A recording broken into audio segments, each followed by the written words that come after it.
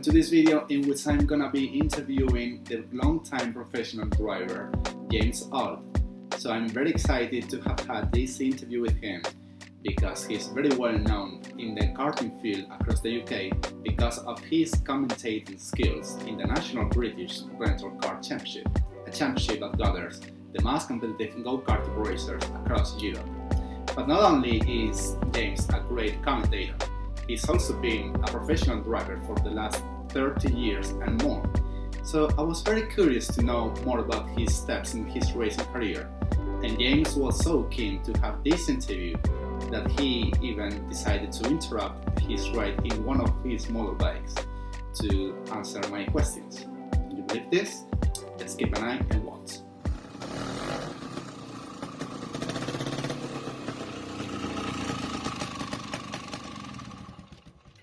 Hey Mario, nice to see you, man. Well, ready to answer all these questions. Let's head on to my workshop and we'll see what we got.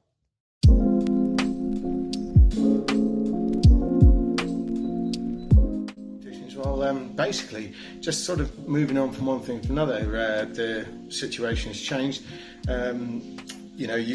Maybe it was impossible to progress further. I mean, the highest I actually got was, Nelly was driving in British Formula 3, but unfortunately I'd done a deal, having a car and everything else, but in that era, in the 90s, they came with a new rule that you had to have a certain length transporter, an Arctic, and of course I didn't have one, so that sort of ruled that out. So that was nearly F3.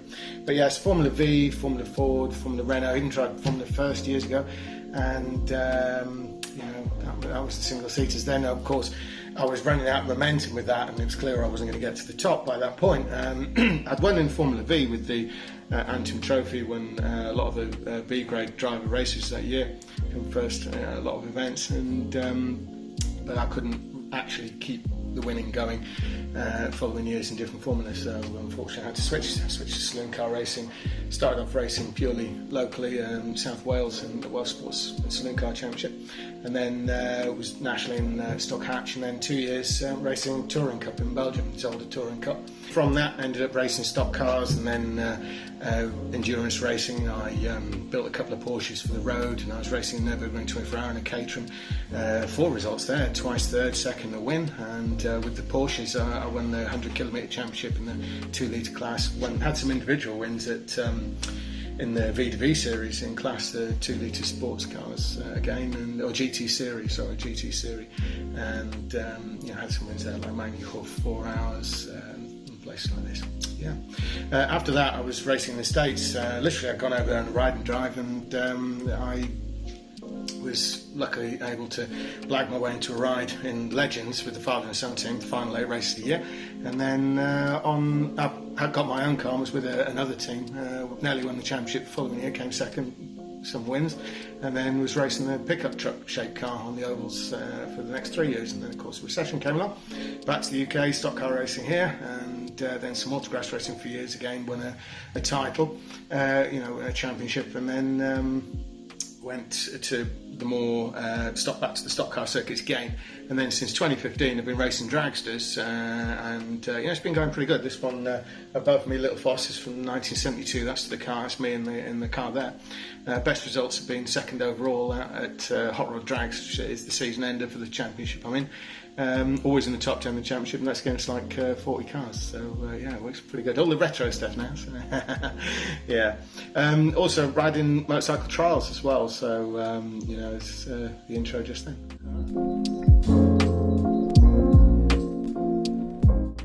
Favourite racing memories? Well, they can be divided up really into the various different forms of racing I've done.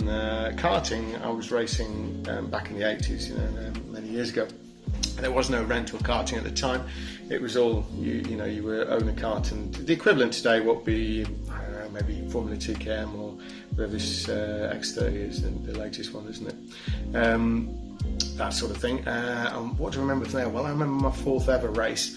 I'd not done too well in the early ones, but I wasn't driving on the road. This was me learning to drive. There was no practice, there was no nothing. You got out there and hopefully didn't get killed, to be honest. But my 4th ever race, I was leading the way. It was a novice race, and quite a few people in it. And I took the lead on about lap 3, and I led it all the way to the penultimate lap when a grub screw fell out of the axle. It moved the chain across, snapped the chain, and I was out of the race, but I had a good lead, and I knew I was going to win it. That was the killer.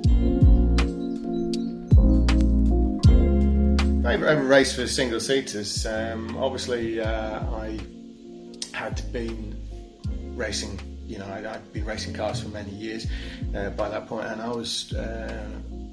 tried Formula First when I was about 18, and then I tried Formula V a couple of years after that. Formula V was very good. I remember winning the Antrim Trophy, which is the Novices Cup, National B grade drivers, and I was first in every race for that, except for one where I was second. But one that really stands out, I think, was one in the wet at Cadwell Park. It was Easter weekend, it was chucking it with rain, and I remember some oil went down, and this oil got dragged all the way around the circuit at Cadwell Park, and this is an absolute nightmare, as anyone who knows Cadwell Park will surely attest to, I should imagine. Basically, the whole circuit ended up looking purple from the driver's perspective, because this oil got spread the width of the track, and it was just impossible. And I was driving at a speed where I knew I could just about stay on the road, and I thought, well, if anyone comes past me, well done to them. I was in the lead, by the way. People were passing me, and then they go off. Only maybe 1-2 corners later, they'd be off and back on again often, or even off in the fence. But certainly I was able to hang on, and I actually came first. So there you go, education and patience, yeah.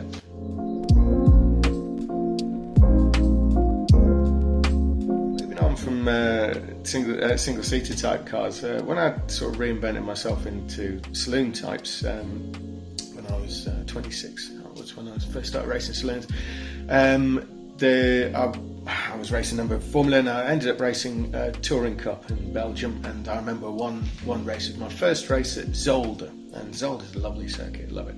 But what happened was in the press leading up to it, because there was quite a lot of publicity. I remember there was, I qualified at the back. I had some issue with tyres and in the practice, and I qualified dead last. And I remember there was one Belgian journalist, if anyone remembers it, it's Auld, you've got that bar at the end of the pit lane, top of the pit lane, lovely thing. And I was in the bar talking to this Belgian journalist, and he was saying, he was doing an interview, he goes, so you are like Eddie the Eagle. And I thought, no way am I like Eddie the Eagle, get lost, don't insult me like that. So I was all polite, and I said, no way mate, just you watching the race. In the race, made an absolute belting start, and I clawed up half the field, and in like 1 lap, 2 laps, and so it's very funny to chat with the same journalist at the end. He gave me a glowing write-up after that. It was cool.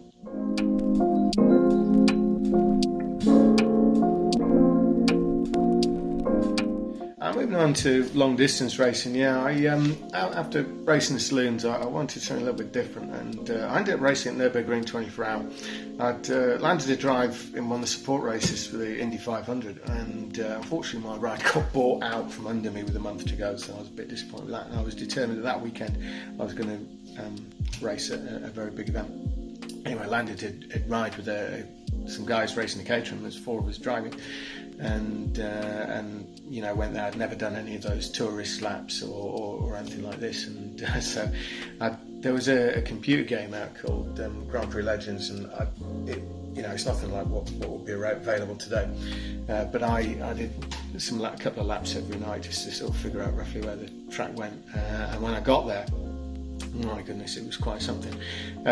Obviously, first off, there's no there's no free practice or anything, straight in the qualifying. All the other guys who were in it very good at that time. There were 240 entries, all fighting for 210 spaces on the grid. So 30 cars, are out of there, and we're all rookies at this. Oh my goodness, here we are. 13 ex-Grand Prix drivers in it, people like Jochen Mass, Hans Stuck, all this lot. And so it's clearly going to be quite a big ordeal. However, we made it in and qualified 207th. Made up some like 90 places in the field and came second in class. Actually, nearly won. Following year, we went back and actually won the class. So it's really good that. So I was pleased with those 2 races at Nurburgring. Also winning my class at Magny-Cours in the 4-hour race in one of my own Porsches that I built.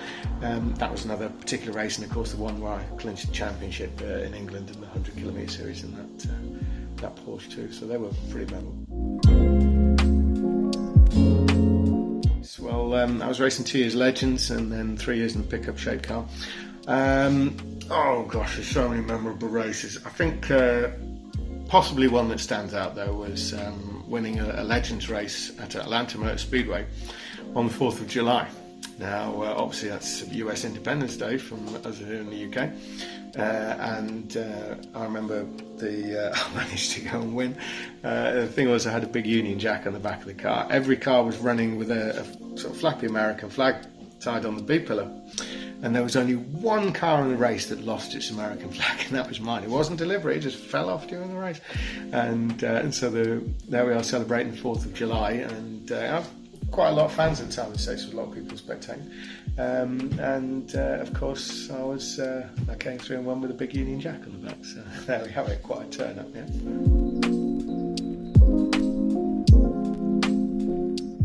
When it comes to racing in the UK on the ovals, I did a lot with autograss and actually managed to win a championship. And a lot of that was down to a guy called Eddie Allison, Bobby Allison, his brother, 3 times winner Daytona 500 and NASCAR Cup champion. I was complaining to him about how I couldn't get my dirt car to handle in the UK, and so he put me on to his brother. And brother Eddie gave me a really good setup plan and worked with me. I didn't come to England just on the phone, and the setup things we did worked well. And so I was able to get a £600 car, winning against £10,000 cars for the championship. Didn't win a race all year, but a whole string of third places got me the title. So I was well pleased with that. And the final race is the one that springs to mind, because I just had to make sure I outpointed everybody. I got 3rd place, and it was just enough to take the title. So I was pleased with that.